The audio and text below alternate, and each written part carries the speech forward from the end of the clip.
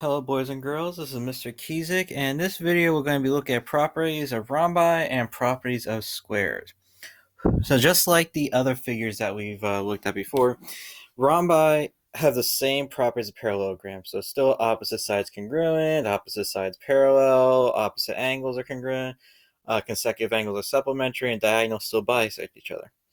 But a rhombus has three properties too that just deal with it. So don't get this confused with the rectangles, because what we said for rectangles does not necessarily mean it's the same for a rhombus or a square. So for a rhombus, we have four sides are congruent. So you might be thinking, well, doesn't that defeat the purpose of opposite sides congruent? No, it still says the same thing, except just all four sides are congruent. And then something with the diagonals now. Now, unlike the rectangle where diagonals were congruent, that's not the same for a rhombus. But the diagonals bisect the opposite angles. So whatever the opposite angles are, it does cut in half. And lastly, diagonals are perpendicular. What that means is that the whole middle there, where they cross, they're all 90 degrees. So let's look at a couple examples here with sides and angles. So with number one, they said JK is 12 here, so from here to here is 12, and JN is 7 right here. So find the rest. Well, JM is also going to be 12 because the property says all four sides are congruent. JL is going to be 14 because of JN is 7 and NL is 7. Now I want to find MN. Remember, nothing in the properties of a rhombus does it say that diagonals are congruent, so we wouldn't say that MN is 7.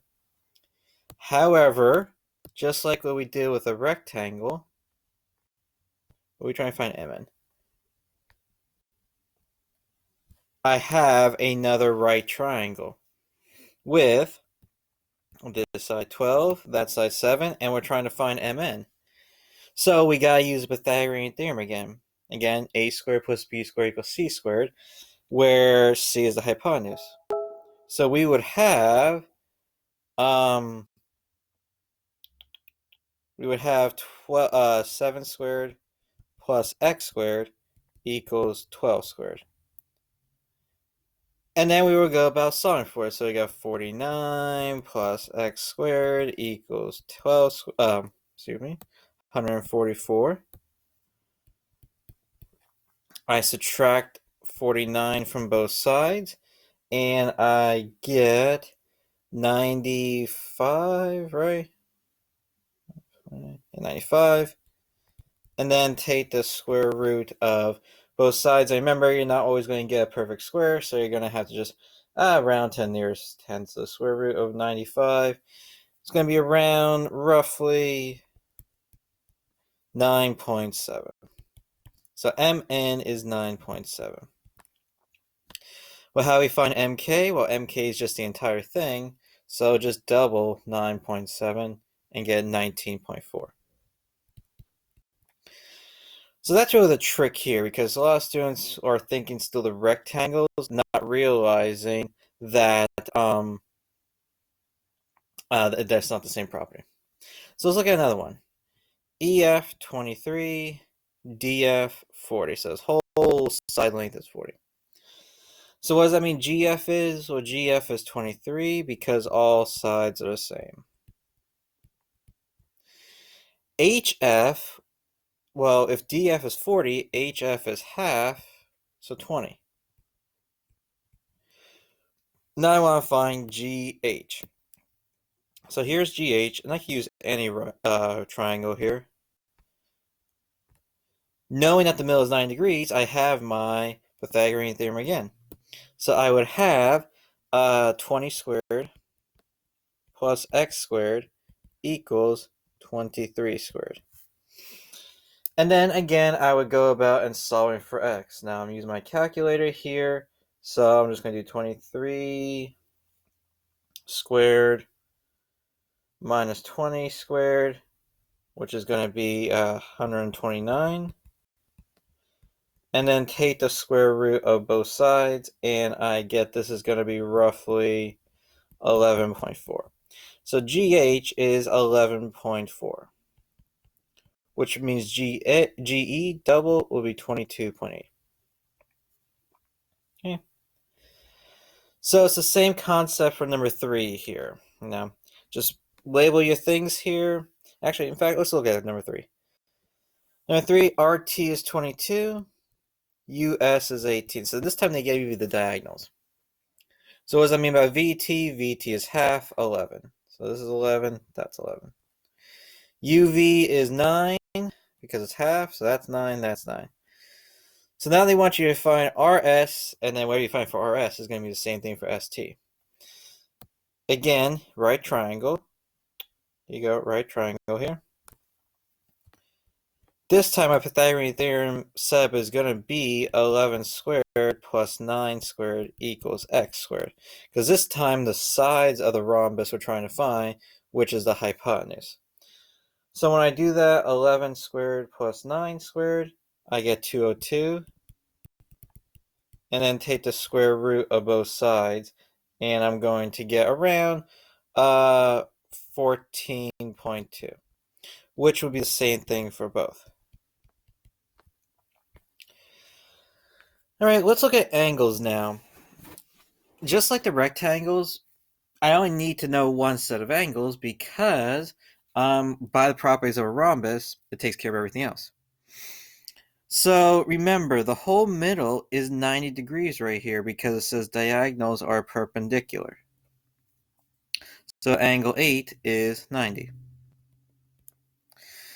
Also remember that diagonals bisect the angles. So if this side is 38, then by definition, angle 3 has to be 38 degrees. Well, likewise, too, remember opposite angles are congruent in a parallelogram, and we have alternate interior angles, so that means 4 and 5 also have to be 38 degrees.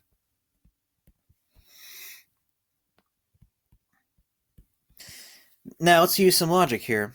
What does that mean about angles 1, 2, 6, and 7? You'd be correct in saying that they would all be the same. So how do I figure out just one of these? Well, again, what figures do we have within the shapes? It's correct, we do have triangles here. I know two of the angles, I know 38 and 90, so I'm going to take 180 minus 38 and 90 add together. 38 and 90 is going to be 128, subtract that from 180, and all these angles here would be 52 degrees. And that, ladies and gentlemen, is how you deal with a rhombus. Okay. Let's see. Yeah, I got time here. Let's look at the properties of squares. And you might be thinking, oh man, we're going to do two shapes in one day. Well, that's fine because look at that. A square has all the properties, so therefore I can assume everything here. So not only does it have all the parallelograms, but it also has about the rectangles and stuff about the rhombus. So if I look here, it says figure ABCD is a square, AD is 11, find the rest. Well, BC is 11 because it's all sides are the same. Well, how do I find AC? Well, again, look for right triangles. Here's my big right triangle here, and there's my setup. Using the Pythagorean theorem, 11 squared plus 11 squared equals x squared, because in this case here, based on what they gave us, AC is the hypotenuse. So I would have, what is that, 242 equals x squared. So take the square root of both sides, and I'm going to get this as roughly, 242, roughly 15.6. So this right here is going to be 15.6. Which means BD is also 15.6 because remember, Where we hear diagonals are congruent because a square has all the properties. Likewise, EC, well, that's half the length of AC, so I just divide it by 2, and I get 7.8. Alright, so that takes care of the sides, but what about the angles? Because you might be thinking, well, they don't give me anything about the angles. That's because in a square, when you have the diagonals drawn here, it can only be one of two possibilities.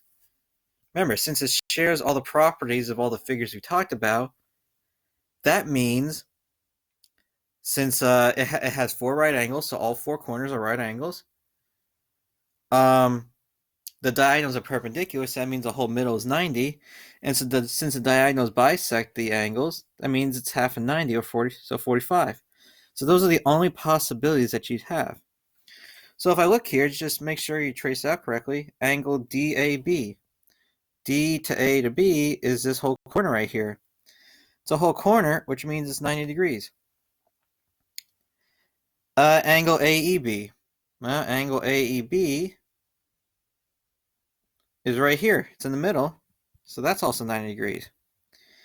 Angle CBD, if I trace that out, C to B to D, it's this space right here.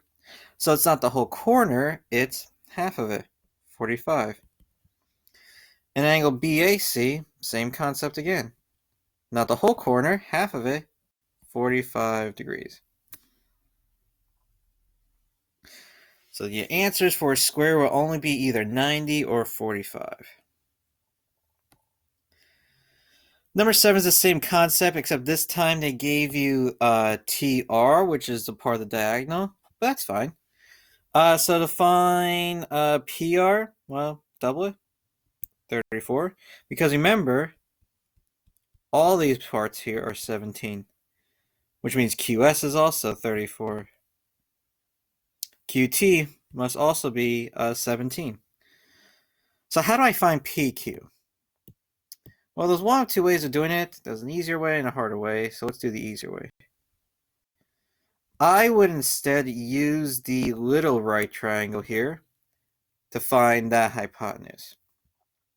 So 17 squared plus 17 squared equals x squared. And then I do 17 squared plus 17 squared, which, let me get my calculator here. 17 squared plus 17 squared. It's going to be 578. And then take the square root of both sides. And that's going to be around, looks like 24. So that means PQ is 24. The angles will be the same thing, so I'm not going to worry about that because of time that I have left for this video. And then for the algebra, it is the same concept, just using the properties to determine how to set it up. So, if I want to set this up here, we know in a rhombus, all the sides are congruent, so I'd set up as 9x minus 77 equals 3x plus 7. And then solve. For this one here, since it says it's a rhombus again, and the angles that they gave me, we know that these angles are congruent, so set them equal to each other.